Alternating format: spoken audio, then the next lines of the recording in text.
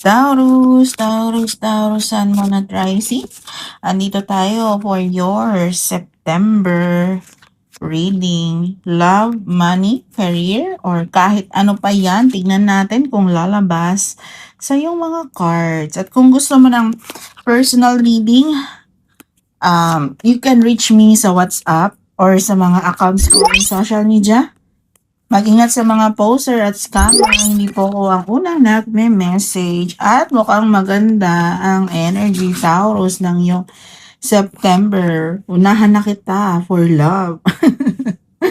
So yan, tingnan natin, Taurus, Sun, Moon at Rising. Huminga ka muna ng malalim at tingnan natin ang energy for Taurus. Ayan, Taurus, sa money tayo ang pinaka-favorite ng karamihan. Channeling your energy. Your soul calls here. Ayan. At ang unang lumalabas na energy dito ay may bagong spark, bagong idea, bagong pagkakakitaan, bagong opportunity o isang bagay na matagal nang nasa isip mo. Pero ngayon lang magkakaroon ng gana, ganun, at lakas na simulan. Hindi ito mukhang stagnant na buwan, ha? At may movement talaga dito, mga Taurus. Pero may warning rito, wag mong sabihin sa lahat ang plano mo. May energy ng taong curious sa ginagawa mo, nagtatanong, nakikialam, ganun. Ito siya, ito yung energy niya. At masyadong nakamasid ito, no? September feels like a month na mas magandang tahimik lang gumalaw kaysa maagang magsalita, Taurus. Tapos, lumalabas din ang energy ito na nararamdaman na may part ng financial situation mo na hindi mo pa buong nakikita. May uncertainty, may bago na hindi pa malinaw. Kaya wag basta-basta magdesisyon dahil lang na excited ka, ha. I-check mo muna ang mga details. Pero ang gusto ko sa sequence, may confusion na hindi habang buhay. May isang cycle na papunta sa completion, pero may financial situation na matagal mo nang pinag-iisipan at September brings you closer to finally closing the chapter. Ayan. So, sa love naman, dito ako medyo napahinto kasi kanina sabi ko nga, ayan ang energy na malakas ngayon sa love, which is may mga Taurus na nanggagaling sa feeling na parang napabayaan, iniwan sa emotional cold o hindi nabigyan ng security na kailangan niya pero hindi dito nagtatapos. Kasi pagkatapos niyan, may paglayo na dating bigat at kasunod mismo, meron tayong Two of Cups. Taurus, this is where I understand why I felt that love energy was good.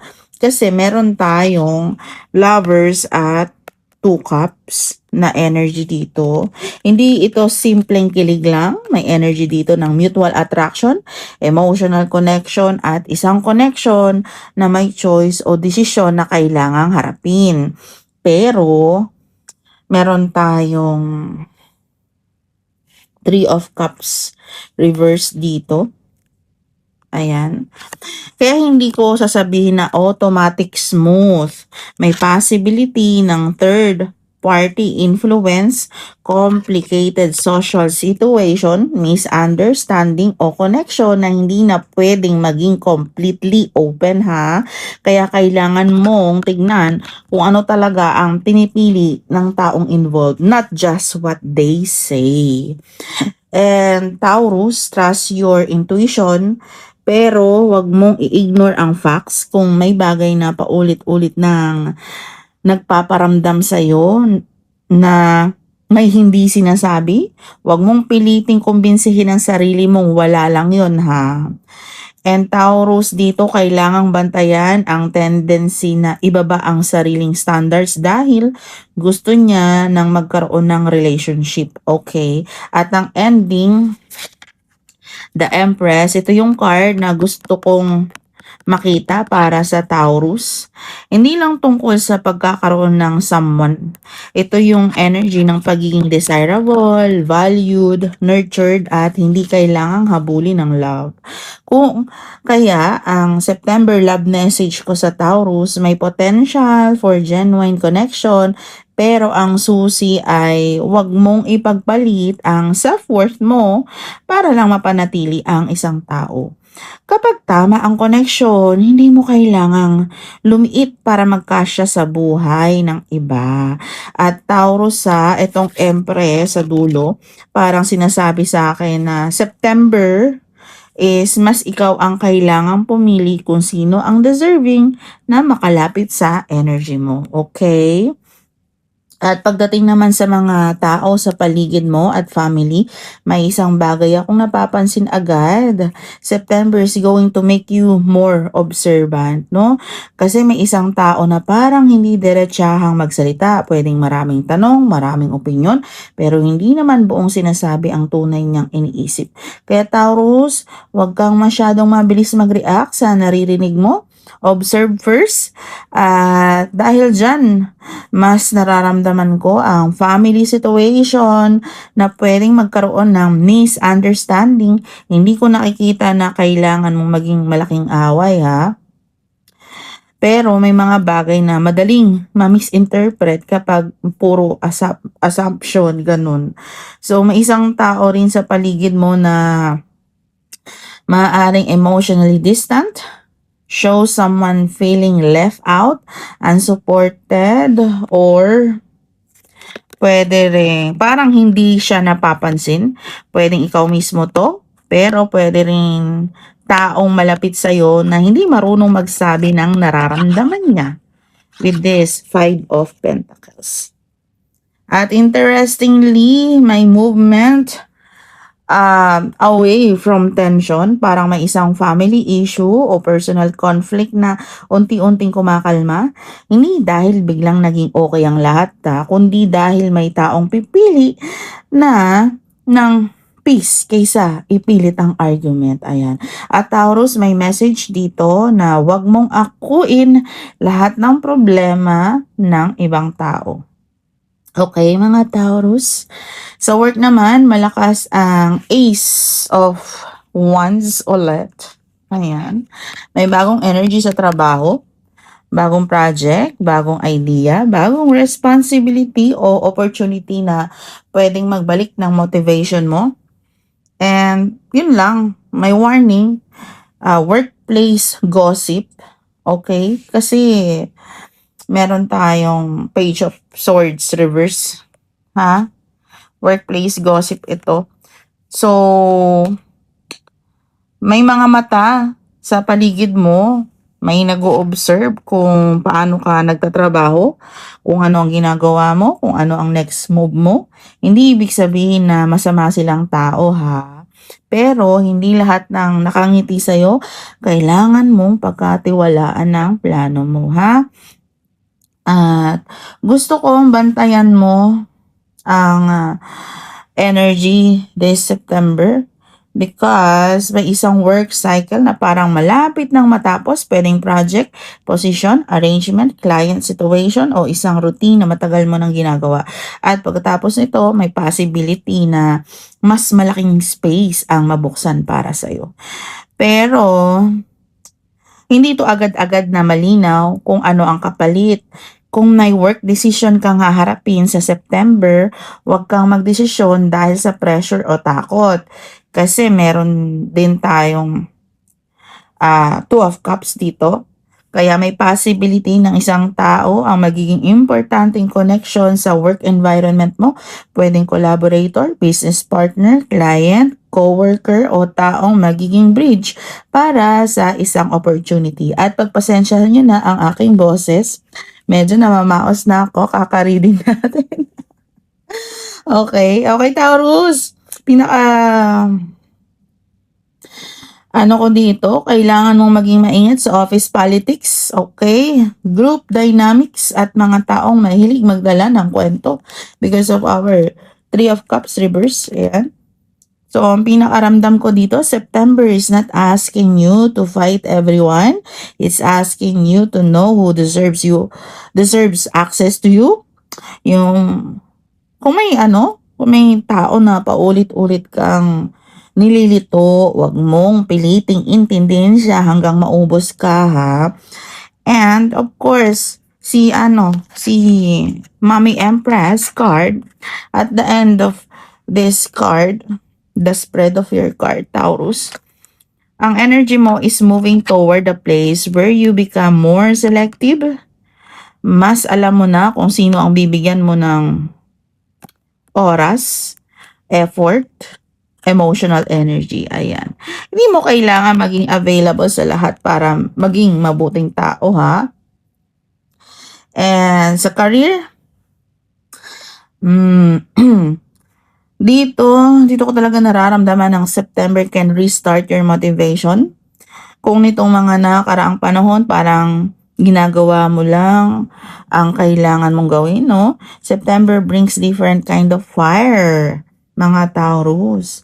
May idea, may project, may business, move, or application, bagong direction or opportunity na pwedeng magpa-excite sa'yo ulit. And kung may bagong offer o career opportunity, huwag agad mag-yes dahil maganda ang presentation. Basahin ang fine print, magtanong, ha? I-check ang details. Kung businessman to, siguraduhin ang terms. Kung trabaho, alamin muna ang actual responsibilities. May mga bagay dito na mas maganda kapag hindi minamadali, mga Taurus. And it tells me na may isang professional chapter na nagko-complete. Taurus, pwedeng may trabaho o career setup na matagal mong pinagtiyagaan, pero September makes you realize na hindi na siya exactly kung saan mo gustong manatili. And I don't feel this as a failure, okay? Parang mas parang graduation energy siya. So, parang may natutunan ka noon, may experience ka nang nakuha, at ready ka nang mag-level up. Ayan, Taurus. So, sa health naman tayo, hindi ito medical diagnosis, pero as a tarot reflection, may ilang areas na gusto kong bantayan mo. Okay, mga Taurus. So, ang theme, very strong. Ang sleep, stress, nervous system, overload, at mental exhaustion. Kapag maraming iniisip, pwedeng katawan mo ang mismong magsabi na kailangan mong mag-slow down. Particularly, pay attention to the head, neck area. Tension around the neck, shoulders, or headaches can symbolically fit this spread when you're carrying too much mentally. And may energy rin, feeling depleted or physically drained. Kaya September is not the month to keep pushing yourself just because sanay kang kinakaya mo. Okay, mga Taurus. Kailangan ding bantayan ang relationship mo with your body and daily routine. So, wag mong hintayin ng sobrang pagod bago ka mag-rest. And actually, your strongest health reminder here is nourish yourself. Proper food, ayan, enough water, sleep, movement, rest, and time away from overstimulation. Kung may persistent headache, neck pain, unusual symptoms, o anumang physical concern, huwag i-base sa tarot ang diagnosis. Magpatingin sa healthcare professional. Pero energetically, Taurus, ang message ko sa September mo is very clear. Hindi mo kailangang maubos para masabing successful ka. Your career can grow, your opportunities can expand, and your personal life can become more fulfilling, but your body needs to be part of that success too, okay? And September is asking Taurus to choose what actually nourish you, not what merely keeps you busy. Okay, mga Taurus? Taurus, bago tayo magtapos, gusto ko muna mag-shout out. Hello. Hello sa inyong lahat na patuloy na nanonood, nagko-comment, nagla-like at bumabalik sa readings ko. Maraming salamat sa tiwala ninyo sa energy ng mga readings natin. At kung may part ng reading na tumama sa personal situation mo, tandaan mo lang, Tarot gives guidance and reflection, pero ikaw pa rin ang may final say sa mga desisyon mo.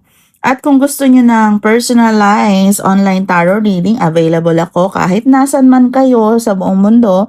Pwede tayong mag-reading online kahit nasa ibang bansa ka. And basta may internet connection tayo. At para naman sa mga nasa Dubai, available din po ako ng face-to-face reading. At may available din akong crystal bracelets for love, money, career, and protection para sa mga gustong magkaroon ng personal spiritual reminder na pwedeng isama sa daily routine nila. So, Taurus, overall, ang energy ng September spread mo ay very strong contrast. May mga bagay na kailangan mo nang linawin. May cycles na nagsasara, pero ang ending energy talaga ay, of course, the Empress. Kaya kung may isang bagay akong iiwan sa'yo ngayong September, huwag mong habulin ang bagay na hindi marunong mag-value sa'yo. Alagaan mo ang sarili mo. Piliin mo ng mabuti ang mga taong pinapapasok mo sa buhay mo, syempre. At hayaan mong lumago kung ano talaga ang para sa'yo. Kung gusto niyo ng personal reading, message lang po kayo. Ayan ang aking contact informations. At mag-ingat sa mga poster, kayo lamang po ang unang magme-message sa akin para magpa-schedule. And this is Astro Luna Quest, ang nagsasabing magandang araw kahit paus na ako. Maraming salamat. God bless.